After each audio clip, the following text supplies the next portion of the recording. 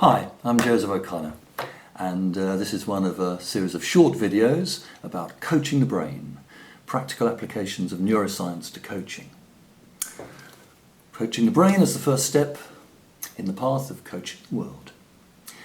So in the last video I was talking about the left and right hemispheres, left and right brain, and how people tend to think this is like different left brain, right brain type of people, or things are concentrated in one part of the brain or the other. Well, the brain is divided into two. This is my assistant Jeff, and we have the frontal lobe here, which is at the front, which is kind of where we do our thinking, our executive part of the brain.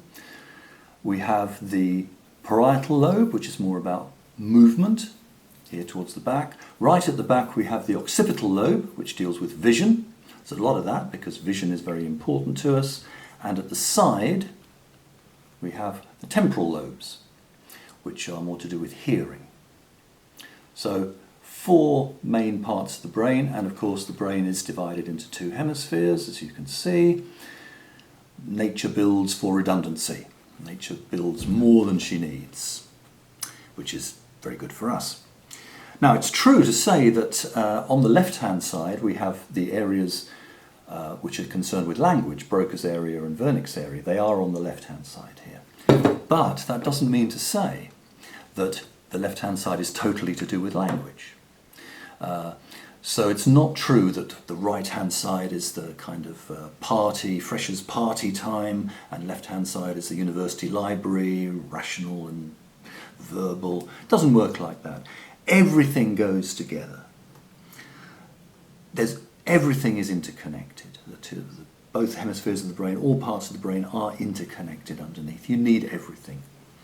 There's parties, celebrations in the library, and there's sensible conversation at the party. So it all goes together. There's no left or right brain people.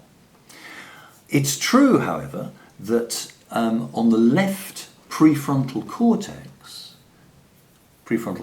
is this part here, the main kind of executive part of the brain, thinking. On the left-hand side, there seems to be a connection with positive towards emotions, like happiness and, funnily enough, anger, because anger is also a towards emotion. And the right side of the prefrontal cortex here is more concerned with the away from, what we might call negative emotions, like sadness. So there's definitely a strong connection with the prefrontal cortex part, left and right, left happiness, right sadness.